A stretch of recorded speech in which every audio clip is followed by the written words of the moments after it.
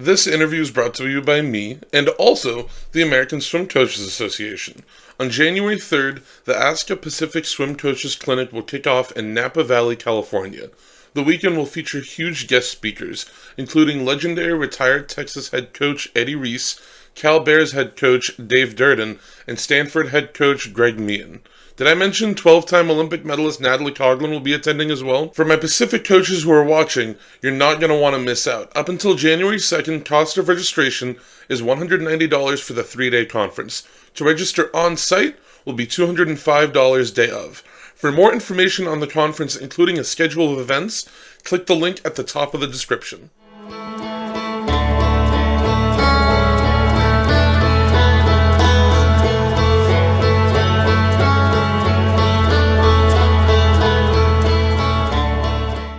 Well, this is the Big Friendly Swim podcast, and I'm the Big Friendly host. And today's guest is a current senior at Wisconsin, Paige McKenna. How are you?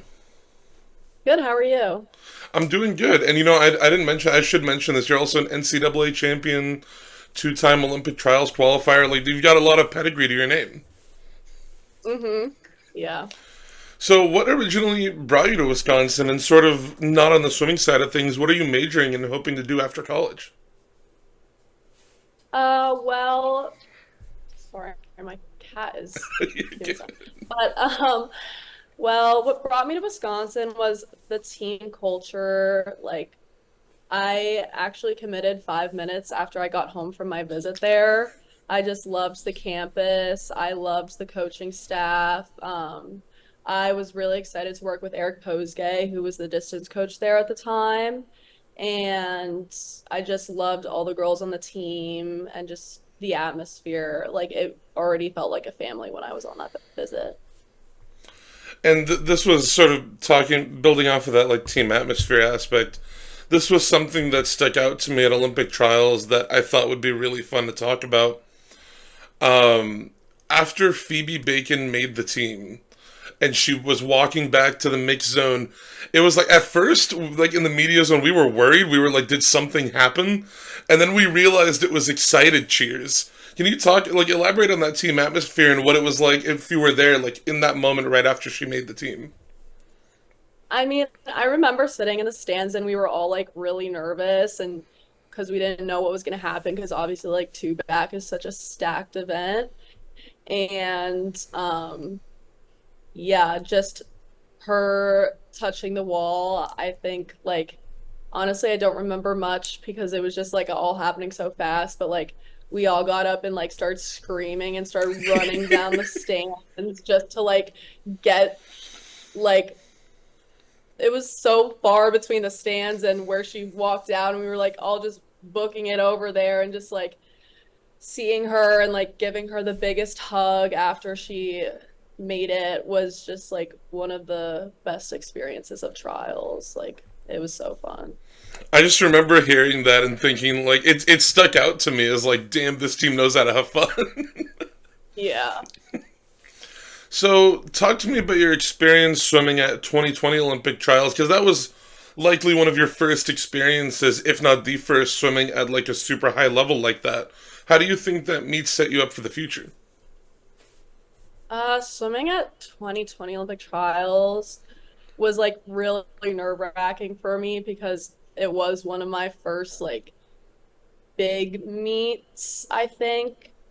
Like I like previously I went to Budapest and for Junior Worlds and that was pretty nerve-wracking too, but I think just like going to a meet where you could potentially qualify for the Olympics is just like hard to wrap your head around and like it was a really good experience. Like obviously like didn't make the Olympics, so that's okay, but just like going there with my team and seeing all these like big names in swimming and competing against them was really fun. And I think that that really set me up for more like high level meets in the future and just like even getting to college and swimming on that level and making it to trials in 2024. I think trials in 2020 really opened my eyes to like what I can do in my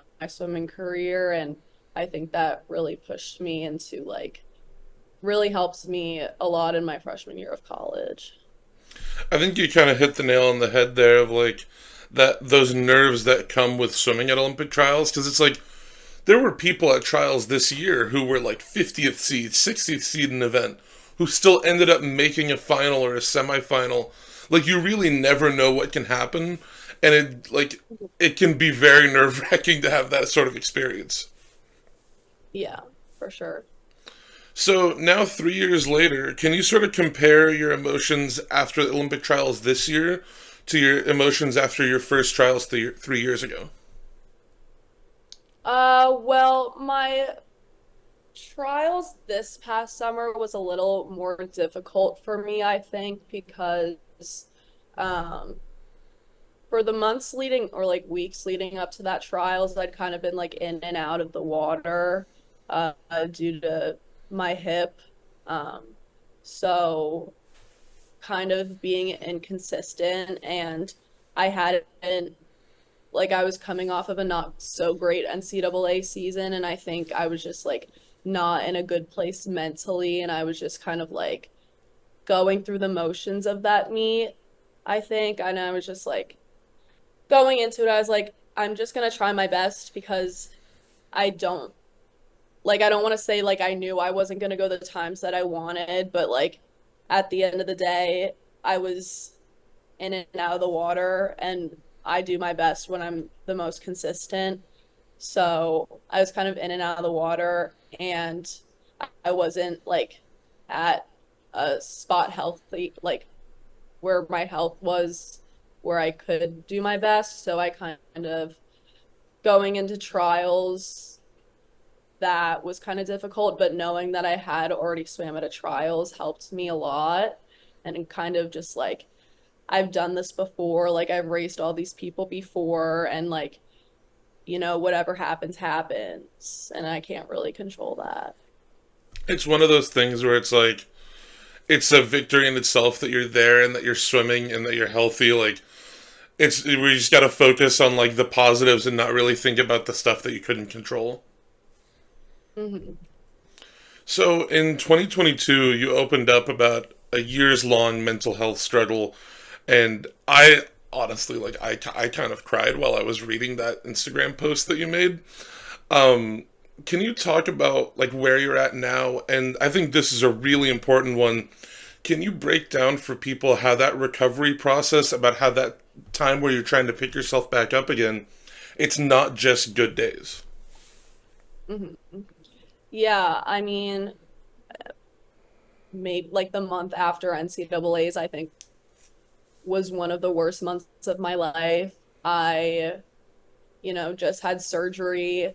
Um, my coach like announced that he was leaving, so I didn't have because we had made a whole plan of like, oh, you're gonna get surgery, but then I'll be here when you get back in the water, and that was kind of like not gonna happen anymore. And it was just a lot of unknowns that, I had no control over. And I think coming off of winning an NCAA championship puts a lot of pressure on you mentally. And obviously, being out of the water, I was kind of being really hard on myself. And I was like, oh, if you're going to win next year, like you have to be in the water now. Like, you can't not be doing 5K workouts every day and like you have to be walking on 2 feet and you can't just be sitting around and doing nothing.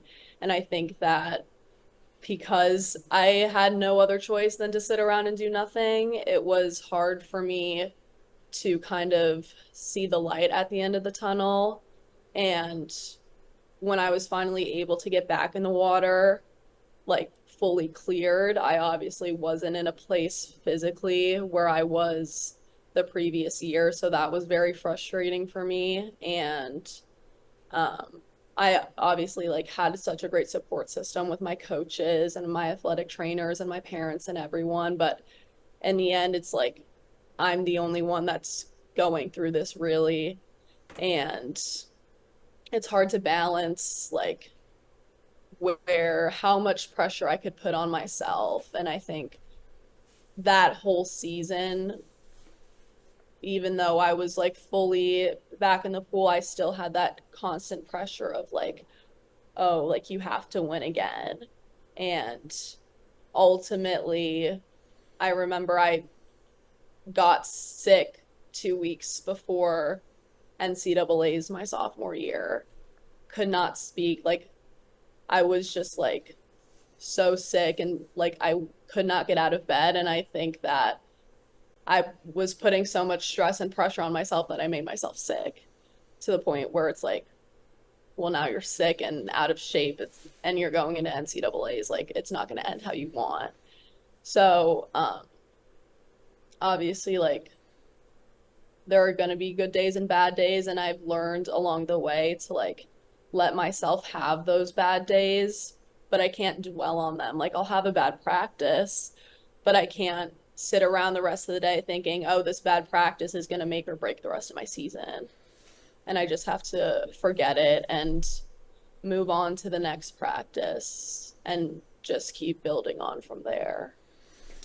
I think the things that you're describing kind of remind me of not necessarily the same experiences, but the same like emotions and mindset that happened to Caleb Dressel after like the Olympics in 2021, where once you've reached that level, everybody is like, "Oh, you're gonna do it again, right? Like, oh, you're the best of the best. You have to do it again." And I think people, especially like athletics fans, we kind of don't recognize like these are human beings. Like they're gonna go through stuff outside of the water that will affect them in the water. It's one of those things where I think it takes a lot of time to recover from. And I think now people are coming around to that. Like now people like Caleb Dressel or Adam Peaty, people saw these big titans of the sport go through this. So people are coming around to that. But I think it took a really long time for there to be this understanding of like top level athletes are not like they're not superheroes, like they're people. Yeah, for sure. And I think just like speaking about it really helps and like making sure there's like an awareness of like we're I'm human sorry. beings. I'm sorry. I saw your text again. Yeah, he's just lurking around here. I'm sorry. But That got me. Sorry. Go ahead. no, you're good.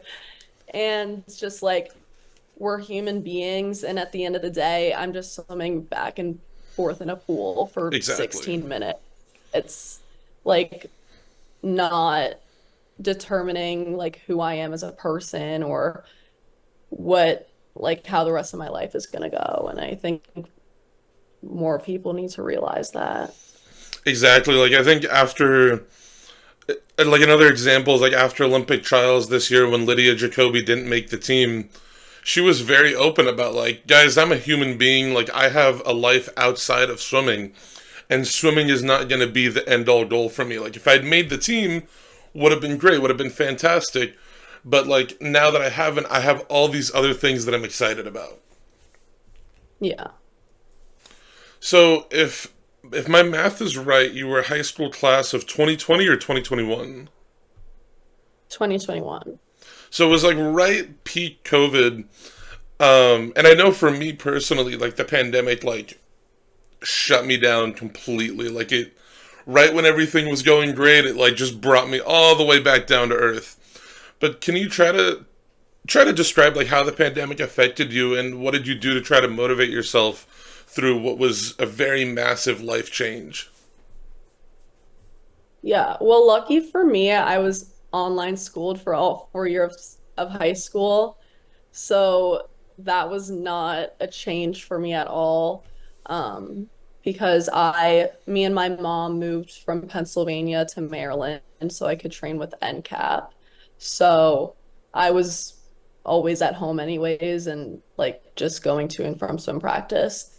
But when we weren't allowed to practice, my mom and I went back to Pennsylvania because my dad, he worked for a school district at the time, so he had access to the pools there. So I was still able to train. Um, but obviously like it wasn't the same because I was by myself and I didn't really have anyone to train with, and I'm such like a group training person. Like I do not like to train by myself, and it was very difficult for me mentally, and I think like I had no motivation to go to the pool at all. Like my dad was essentially my coach, and then we got into fights because I didn't want to go swim in a pool by myself for like 2 hours. And like he was like, "Oh, well, you have to, or you're going to be out of shape." And then that kind of started affecting our relationship. And since I was with him 24/7, like being at home was difficult. And I think that whole situation just put me in a bigger hole mentally. And I think, um, yeah, that wasn't really fun. But then we were able to start practicing again, kind of. So my mom and I went back to Maryland and things got better from there. But obviously, like, I wasn't in shape and like, yeah, I was still trying to come back from not really swimming. Um, but yeah, I think the pandemic was definitely difficult because I was also in my senior year and was going to go to college next year. And obviously, like, I wanted to be in the best shape possible. But at the time, I wasn't. So I was also putting a lot of stress on myself there. I remember like when COVID hit and like I couldn't swim for like a month and a half. I think I went a little bit like stir crazy. Like looking Mhm. back at it, because there's a picture and I can't find it anywhere, but I need to find it and post it. But there's a picture of me in my backyard with like a huge bucket full of water and resistance Mhm. bands, and I'm doing like freestyle motions with like a Oh, goggles and snorkel on, with the resistance bands like tied to a chair in front of me. And every night I'd be watching. We have like a big projector in our living room, and I'd be watching like swimming highlights from past Olympics or Worlds or NCAA's for hours on mhm. end. So I think my parents got Yeah. probably very worried. but um but eventually we realized like my uncle lives down the street and he has a pool. So I got to go swim in like his 10-yard pool in his backyard, and I'd be there for like 4 hours on end. Um and it was weird for me because I was so excited to get back in the pool, like to get back Mhm. to like practices. And then when I finally did, it felt like I didn't want to be there. And I don't, I, to Mhm. this day, I don't know why, because it had been the thing that I had wanted for months leading up to it. But it wasn't until like fall 2023 that I really, or fall 2022, that I really started feeling like back in like that swimming groove. But it was such a, as to this day, I can't explain it. I don't know why I felt that way. But like, pandemic affected so many people so differently. Like everybody was going through something different. But it was a crazy sequence of years. Yeah, definitely.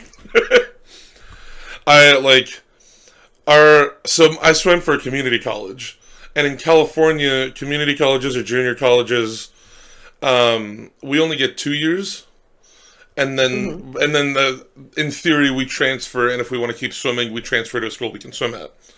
So my first year got nullified; it didn't count. 2021, the California Community College Association was just like, you know what, free year, do what you want. So my coaches set up for us essentially a full season of just competing against like the same two or three schools. And then Hmm. 2022 and 2023, I had transferred off at that point. I was at a school like 30 minutes away, and I was still competing. So I ended up getting 4 years out of what it should have been two. So that's the main thing that I think COVID gave me, was more time. But it was Yeah. still an insane set. Like I don't think anybody knew how to navigate through that. Yeah. So after getting surgery for two torn labrums in 2022, can you describe the recovery process of getting back into the water? Like, how long did it take you to really feel like, oh, I'm up to full capacity again? Um, well, I only got surgery on one. So that was nice because I could walk. If I would have gotten surgery on both at the same time, I wouldn't have been able to walk. So I had crutches for 2 weeks. And Wisconsin is a pretty large campus, so going to class was a little difficult. I had Ubers provided by the school, but the traffic in Madison during like class switching is like actually the worst. I think if I'm driving on campus when classes are switching, it takes me 20 minutes to get somewhere when it Oh my should take me god. 5. So I was just like, I'll do anything but take an Uber. I tried taking the bus, and that wasn't fun because everyone takes the bus, so it was a bit crowded. So I was on crutches for 2 weeks, and then I got off of those, but I wasn't allowed to get in the water until my incisions were fully healed. So I think that was about, I want to say a month. I'm not really sure. But while my incisions were being healed, I was in the weight room just doing upper body stuff. Um, but nothing standing, so I had to do everything sitting. Um, so just like, I don't know, upper body stuff, like arms, and then my arms got pretty sore all the time. But then I was able to get back in the pool, but I wasn't allowed to do flip turns and I wasn't allowed to kick. So we have an infinity pool on deck, and so I was able to use that. But the only thing bad about the infinity pool is that I couldn't kick, and the waves were just so strong that I was almost being like pulled under. And You just had to get really good I, at pulling. yeah, so it was my athletic trainer would come up with like just random sets of me just like swimming for 45 seconds, and she had a pool noodle and she'd hit me with a pool noodle once 45 seconds were up or something. Or like at the time the main pool was, I don't know, they had to drain it for some reason. So everyone was in the diving well, which was next to the infinity pool. So I would be doing their set, but freestyle in the infinity pool. So if they were doing 100, I would swim for as long as they were, and then I'd stop and just do that for like a whole hour and a half.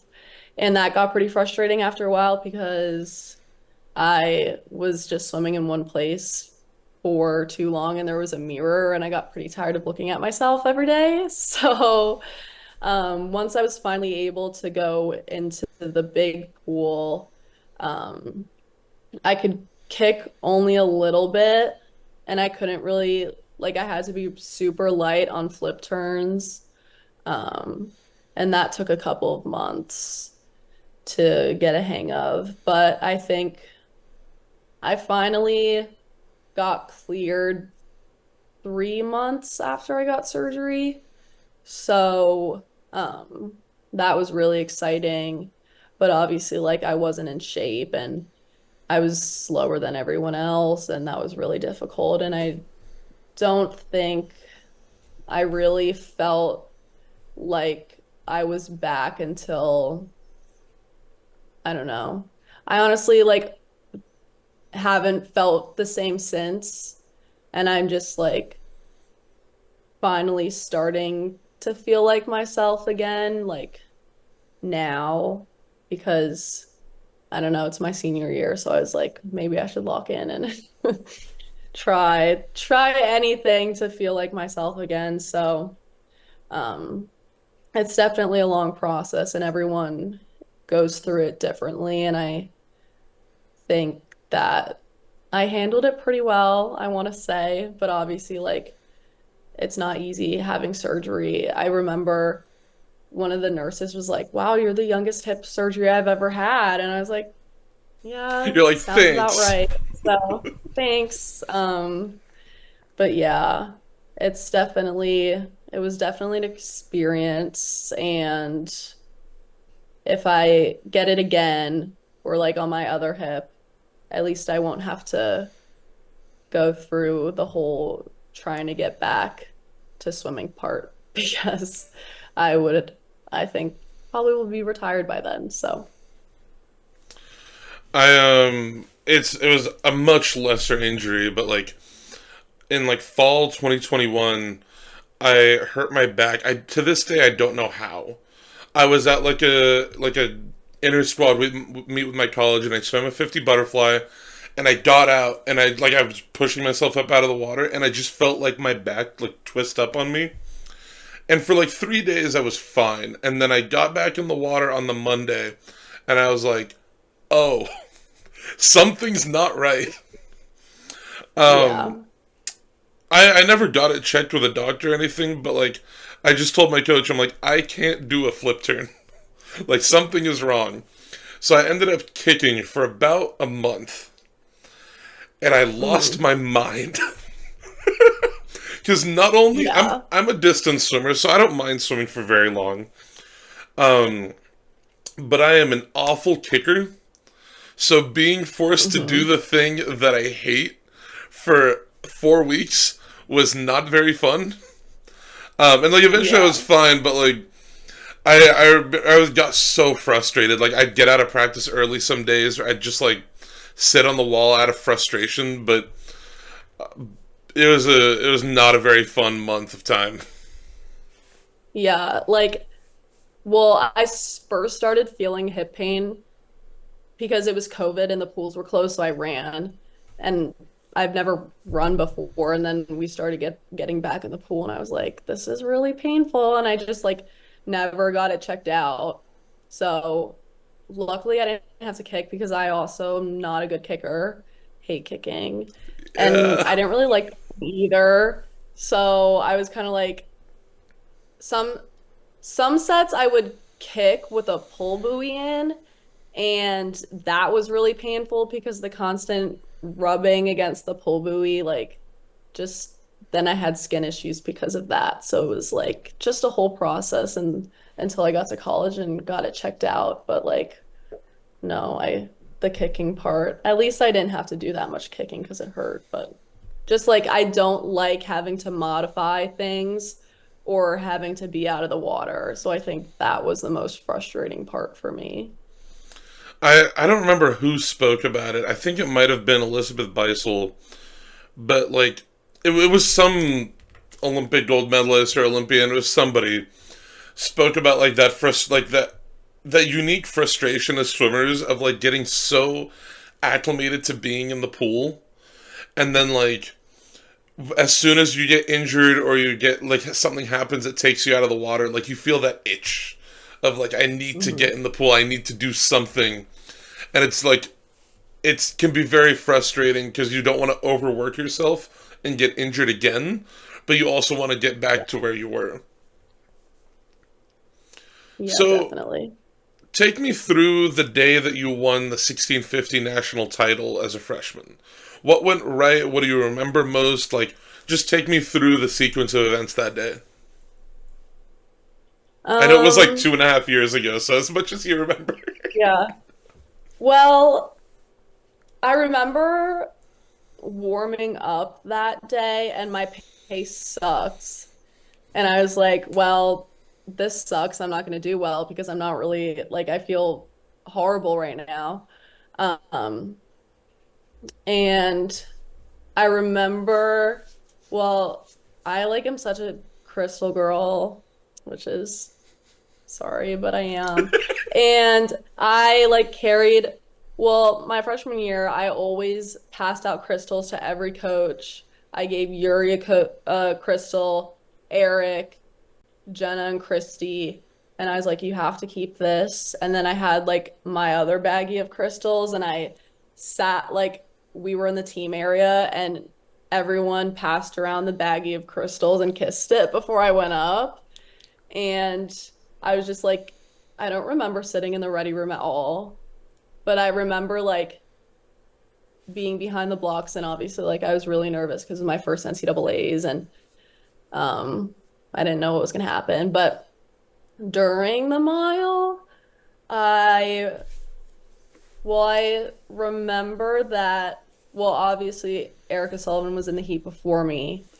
So, like, I was nervous because like I didn't know what I was gonna go and she wasn't in my heat. So like I didn't know like how I was doing compared to her. And yeah, like I remembered that I started like getting kind of ahead and that was really fun. I was like, oh my gosh, like maybe I'm winning. I don't know. And then my hip really started to hurt, and I was like, well, now my hip's hurting, but like I still have a half of a mile left, so that kind of sucks.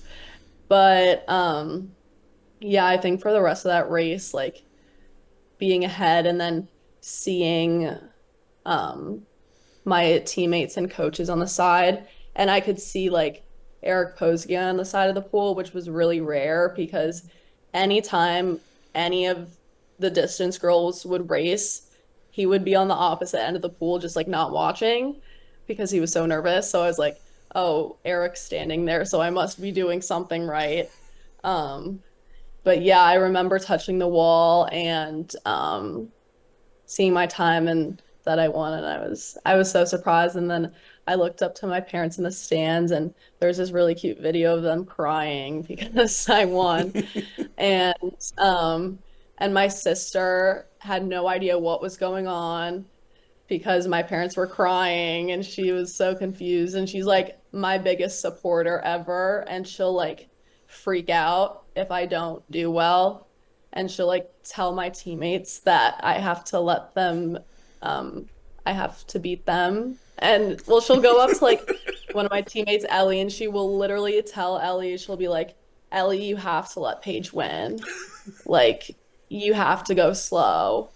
And that's really funny because well she has like a disability, so she doesn't really understand the concept of you can't tell my teammates that, that I have to beat them. But she's really funny and she's really just like the greatest. I think she's more of a Badger fan than I am, and that's saying a lot because I love her. Um, but yeah, and just like that whole experience of winning was crazy because, I didn't even know if I was going to go to NCAAs because I was in so much pain all the time. But yeah, that was really fun. And then like getting back on campus, I had random people coming up to me like saying congrats and stuff, and just like all the support that I got from my team was just amazing and it's my favorite day ever. I have a distinct memory of like one of the first or one of the, like the last collegiate miles that I did. I was racing a team. It was in the I was in like the morning heat, and I was racing a teammate of mine who he had swam in the first edition of the team like 12 years before that. So he swam in like 2010, 2011, and he had 1 year of eligibility left and just decided to come back and use it just for fun. Yeah. And about the whole race, I was maybe like a body length and a half ahead of him for the whole race. Like if you look at the splits, I was always split. I outsplit him at the beginning, but then we both held the same splits for almost the whole race. And about 200 yards left, I realized he was catching me, like just a little bit. Like, and I looked at the splits after, and it was like a tenth of a second per 50 that he was catching me by. And then we turned with like 75 yards left, and I realized that he was even with me, and I'm like, oh crap. Um, there's a video, and I wish I could find it, but it's 5 yards from the wall, and I'm ahead of him. Like I'm noticeably ahead of him, and he beat me by 6/100ths of a second. Hmm. And if it was anybody else, I would be like really mad about it. But like we affectionately called him Sean Nasty, and like because in water polo he's like a monster. But then he gets out of the pool and he's like playing football with his kids and being so nice to everybody. Um, Hmm. but the punchline for this very long story is that a year later I lost the mile again by about 13/100ths of a second. And Yeah. I, to be fair, I dropped about a minute and a half between those two races. but I also lost 3,300 yards of swimming by 19 one hundredths of a second. But Yeah, I I still, swear it's the last 150. I like if I wasn't that far ahead, like I don't think I would have won because I like that was the worst 150 of my life. Like I like wouldn't even wish that upon my worst enemy. Like that was so painful. Like I think I was actually dying. oh, like, Sean did this to another guy in the 200 fly, too. Like, 40 minutes later, 200 butterfly, he's racing a guy, and he's at the last wall turning, and the other guy is maybe Mhm. 10 yards out from the wall, and he still beat him. So he was Wow. just a monster on the last 50. Like, he just, no matter what race it was, but like, even though I lost that race to him, I still look back on it as like probably my favorite collegiate race. Just because Mhm. of the hilariousness of the situation of losing that long of a race by that amount of time. Like, I couldn't have scripted it any better if I tried. Mhm. My last question for you, and this is one I'm excited to talk about because Bruce Gemmell for me is up there as like one of the greatest coaches in the country. What are some aspects of his coaching or things that you learned from him that you potentially still see in your swimming today? And then what were some of your favorite sets that you do training with him? Well, I learned a lot. I mean, before that, I was kind of on like a really small team in Pennsylvania that wasn't really that well known, so I didn't really have like any sense of high level like training, I guess. And coming to NCAP was so different. I actually didn't start training with Bruce until I want to say my sophomore year of high school. Because it was like silver one, silver, and then he was coaching gold. So that was like the older kids. Um, but like practicing with under him was honestly really fun. And I think I learned a lot about patience and just like learning to swim my own race and kind of just like learning how to maintain my rhythm and just really focusing on myself instead of like really what's going on around me. And some of my favorite sets, I can't remember like any specific ones, but there I had a lot of practices where it was just me, but he would label them Paige and friends. So it was like the distance set and maybe one or two people, like random people that day. So either I was swimming a set by myself or like with two other people. And I think he always kept like the atmosphere really fun. And I know like we would have afternoon practices, but it was just like me, Erin Gemmell, and two other girls. And those were really fun because we would show up to practice like dressed up or something. And I think I brought my mermaid tail in one day and we were just like flopping around the pool after practice. And um yeah, it was just like a fun atmosphere to be in. And um yeah. That's awesome, Paige. Thank you so much for sitting down with me. I'm really glad we were able to set this up. This will get Yeah, of course. posted probably later this week, early next week, but I'm really grateful for your time. Thank you so much. Yeah, thank you for having me.